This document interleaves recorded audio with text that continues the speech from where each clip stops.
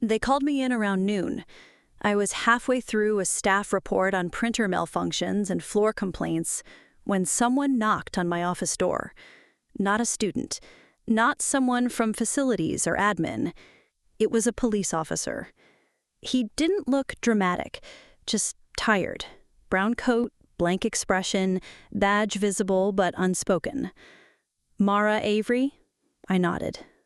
"We'd like to ask you a few questions about something that happened last night." I told myself it was a mistake, that maybe someone had used my name, or they confused me with someone else. Avery's a common surname. Mara could be short for Margaret, Maria, Marina. They brought me into a small room inside the campus security building, where the walls were still painted that low-cost cream color that looks tired even when it's clean. A detective was waiting. Younger than I expected. Quiet. The kind of person who makes eye contact and says your name too often. "Mara, I'm Detective Hart. This won't take long." That was the first lie. He showed me a photo. Not a crime scene. Not yet. Just a still image pulled from security footage, a rooftop. Midnight dark, floodlight flare in the corner. And someone on the ledge. A girl, standing like she wasn't sure if she wanted to jump or wait to be pushed. "This is Elise Harrow," he said. I'd never heard that name before, but the way he said it, slow and watching, made me feel like I was supposed to. "She fell sometime after 1 a.m. There were no cameras up there, just this shot from the stairwell at 12:47. I said nothing. I could feel the heat building in my chest, rising behind my eyes. Not panic, not yet.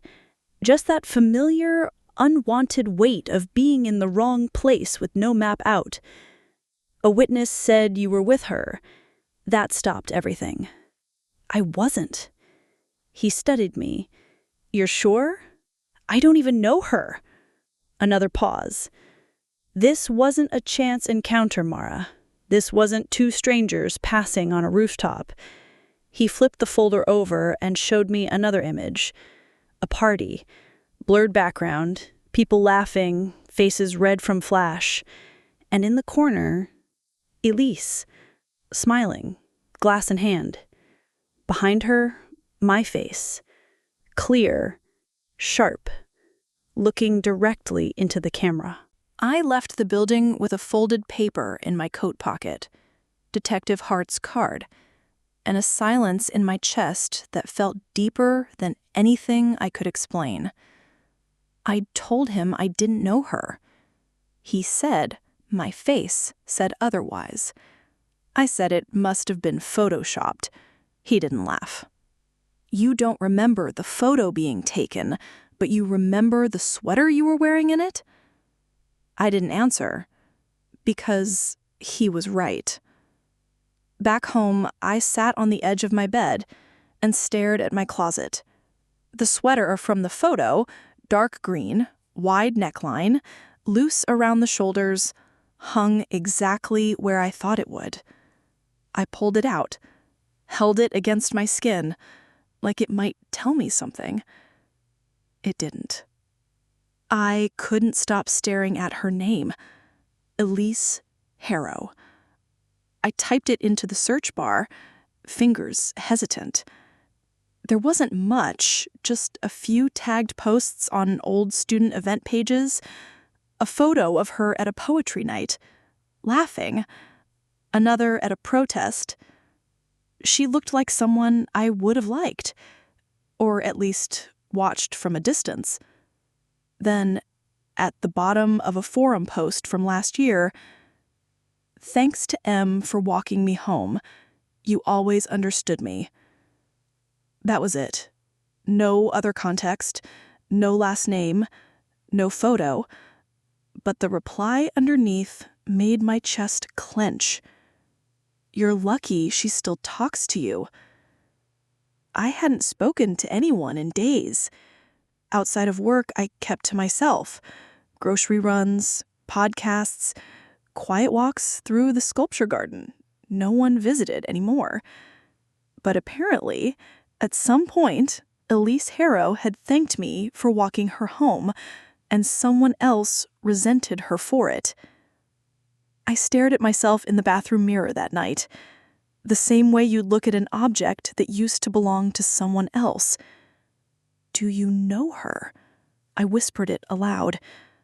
My reflection didn't blink. But for one awful second, just one, I saw something behind my own eyes that made me shiver. Recognition. I went to Elise's dorm the next day. I told myself I just needed to see it, that if I stood in the place she lived, something would click. Some missing frame of memory would snap into place and explain everything. The building was quiet. Her door had a printed notice on it now, "Under campus control," red stamped in the corner like some kind of warning. But it wasn't locked. I told myself that too, that if it wasn't locked, I wasn't breaking in. I stepped inside. It smelled like peppermint and dust. Not the kind of room someone planned to leave behind. Her desk was still cluttered, open notebooks, half-used candles, a hairbrush with strands still in it. There was a pair of shoes under the bed, boots, scuffed at the toes, and taped to the mirror a photo of two girls. One was Elise, the other had her face turned, half blurred. The other was probably me. The journal was hidden under the mattress, spiral-bound, covered in ink smudges. My fingers hesitated over it like it might burn. The first page said, "In case something happens."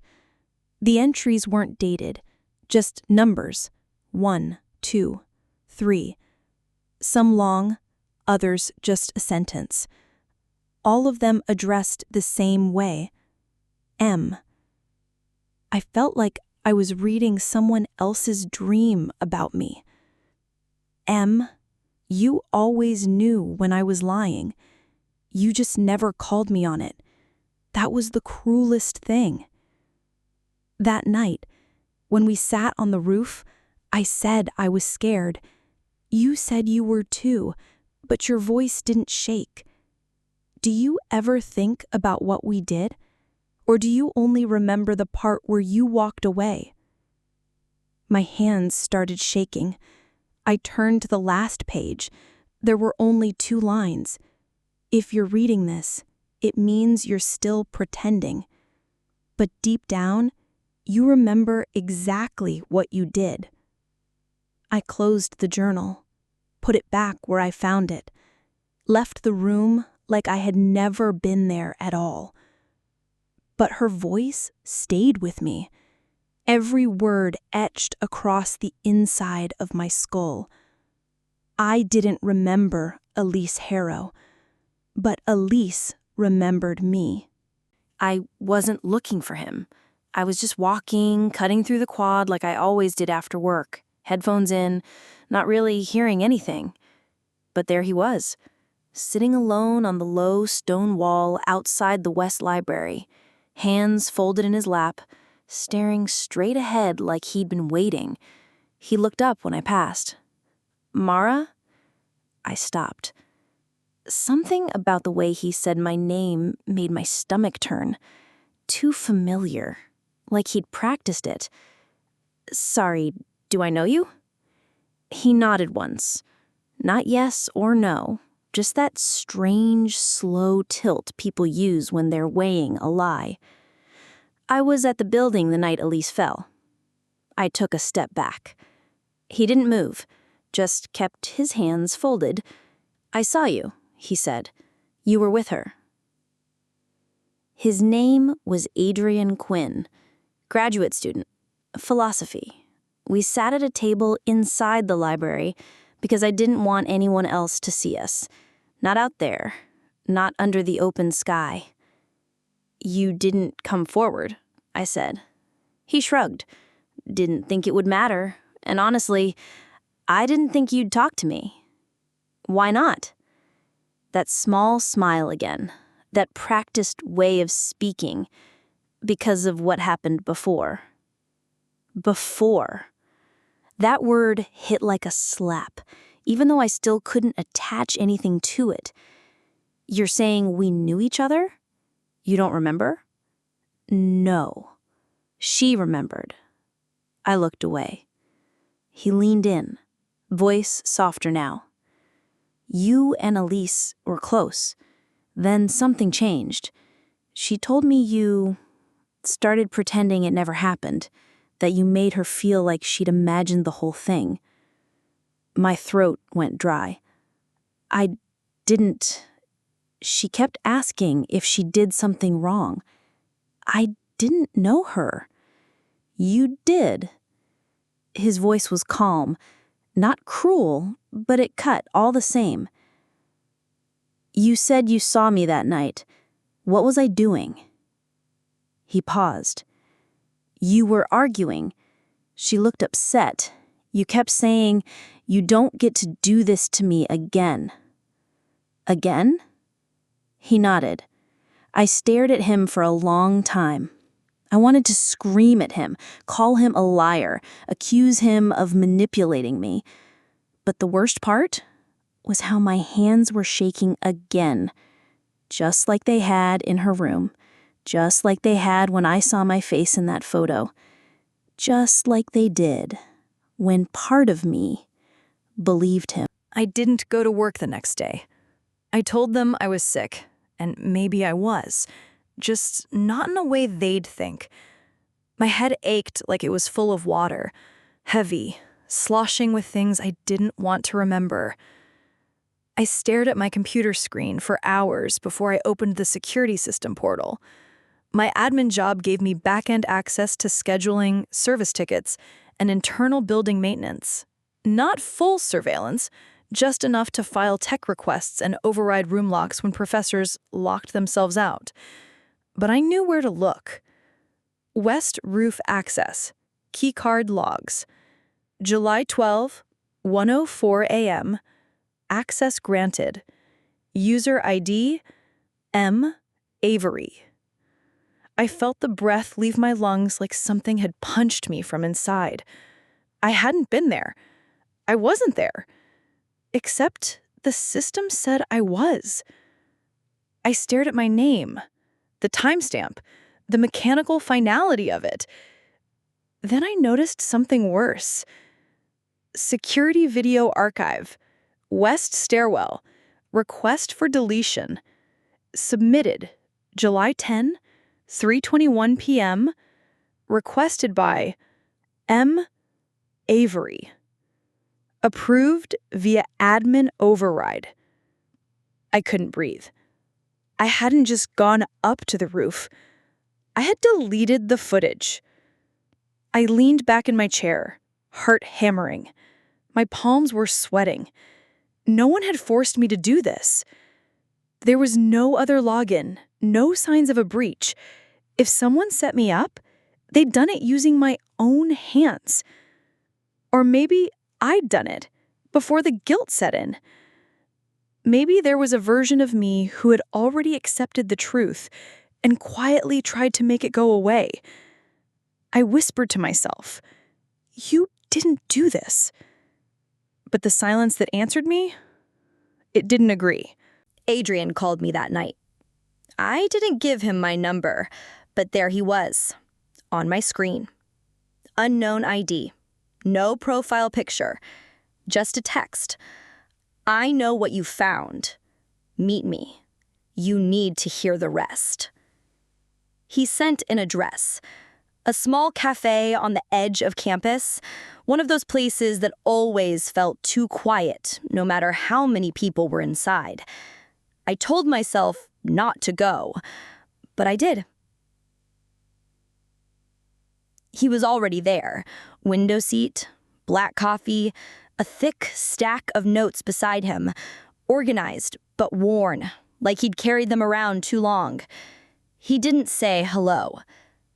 "You remember more than you think," he said. "Then tell me," I snapped, "because I don't." He slid a piece of paper across the table.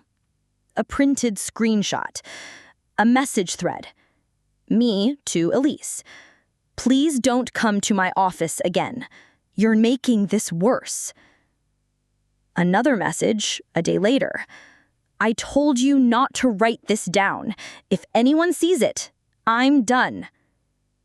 My name, my number, my words, but I didn't remember writing them. You cared about her, Adrian said. You both did, but it turned hard. You didn't want people to know. We weren't. She thought it mattered. That's why she kept the notes, why she didn't let go. I clenched my fists under the table. You're saying I led her on. He shrugged. I'm saying you loved her, but you didn't want to be someone who did. I wanted to scream at him. I wanted to tell him he was wrong, that I wasn't the villain of Elise's story, that I wasn't capable of what her journal hinted at, what the logs suggested, what that rooftop photo implied. But then, I remembered the flash drive in my desk, the login history, the mirror message I hadn't written, and I realized something terrifying. There were two versions of me. One who was trying to remember, and one who already knew, and had tried to bury it. Adrian leaned in. You were the only person Elise trusted, and you destroyed that. If you want the truth, stop pretending you were innocent. The message on the mirror was still there in the morning. I hadn't cleaned it, not because I forgot, but because I wanted proof it wasn't just in my head. The steam from the shower had faded, but the words were still faint, clinging to the glass like a ghost's breath. It wasn't an accident. I touched the glass. It was cold. My reflection looked thinner, like I hadn't been eating, like I was being erased from the inside out. That afternoon, someone buzzed my apartment. I almost didn't answer, but the voice through the speaker wasn't a stranger. It was Carrie, my neighbor across the hall. Retired, always watching, always polite. I opened the door. She didn't waste time. Are you okay, Mara? Yeah? Why? You were outside last night, around 2 a.m. I blinked. No, I wasn't. She tilted her head. I saw you. You were barefoot, walking in circles in the courtyard.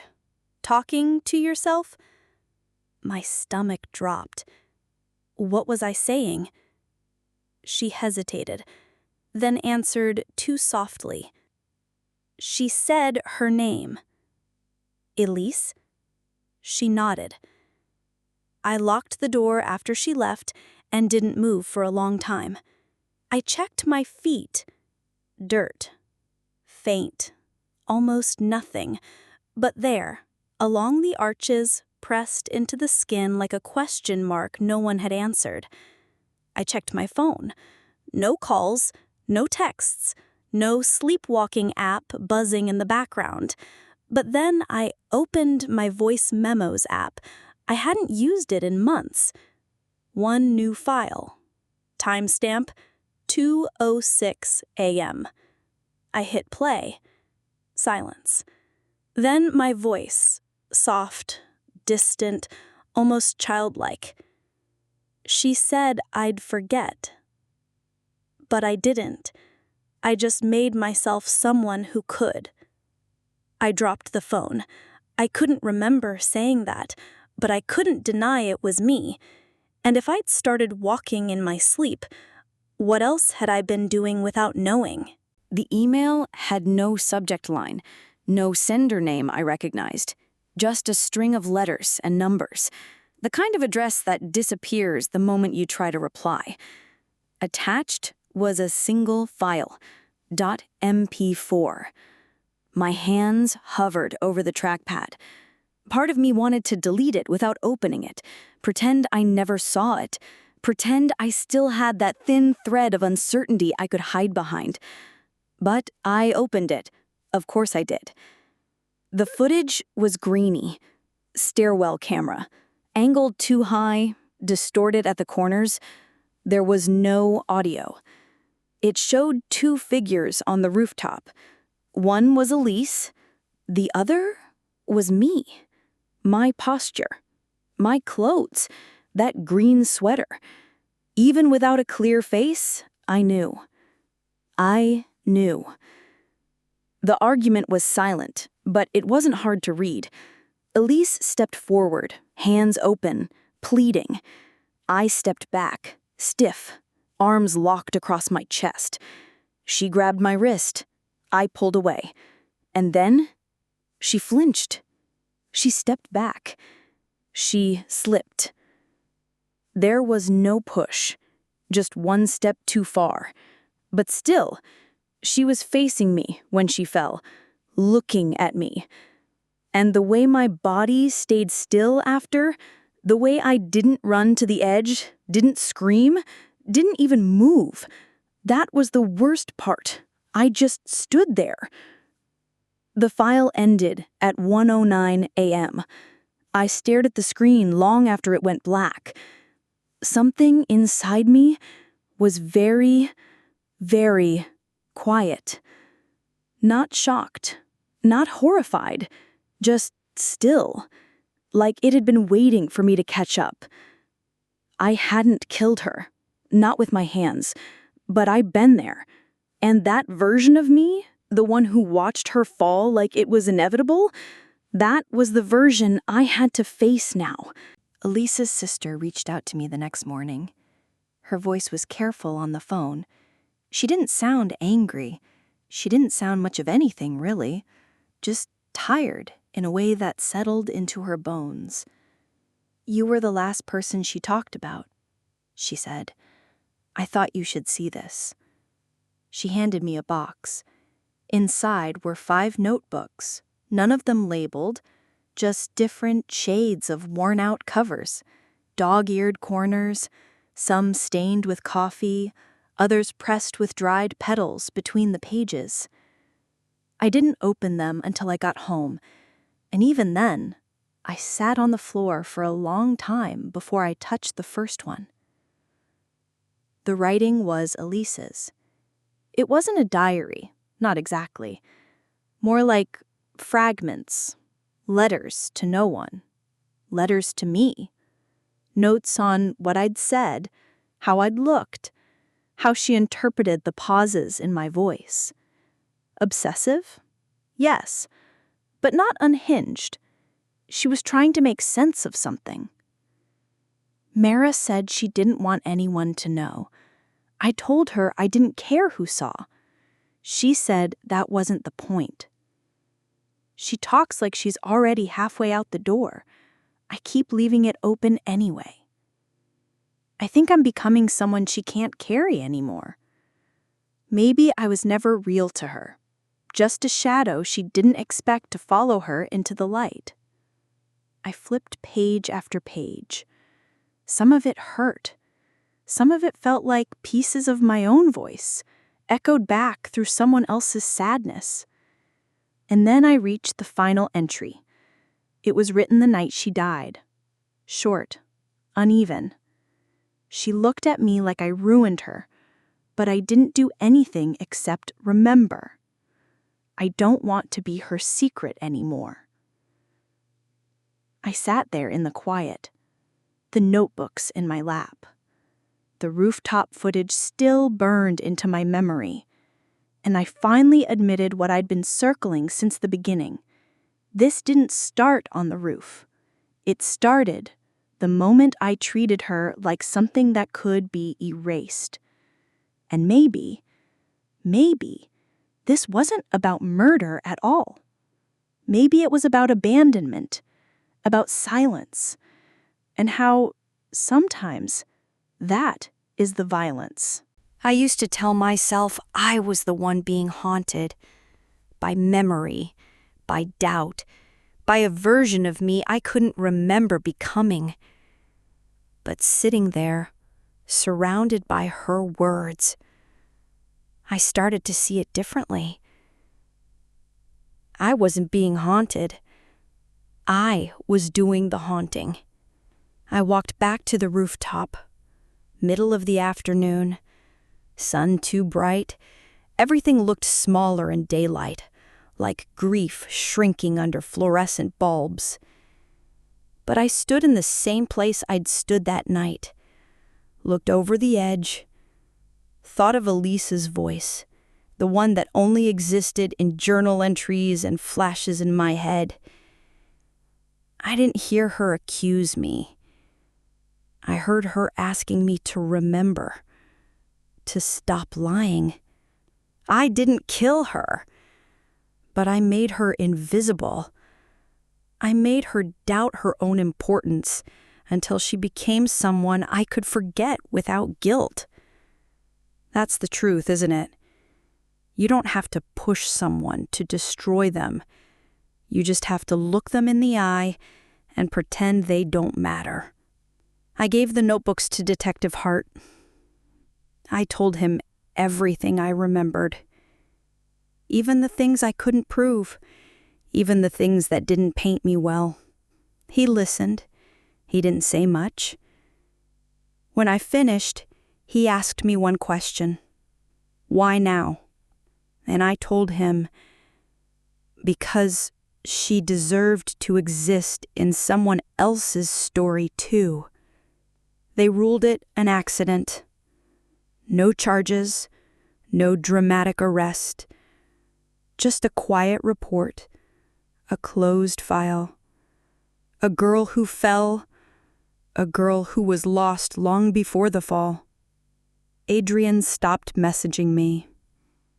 Carrie doesn't make eye contact anymore. And me? I'm learning to live with the version of myself I didn't want to meet. The version that let someone believe they were forgettable. The version that thought silence was safer than honesty. I still talk to Elise sometimes. Not out loud. Just when I pass places I know she stood. When I find scraps of paper between books she must have touched. When the air feels too still and I know it's not just the wind.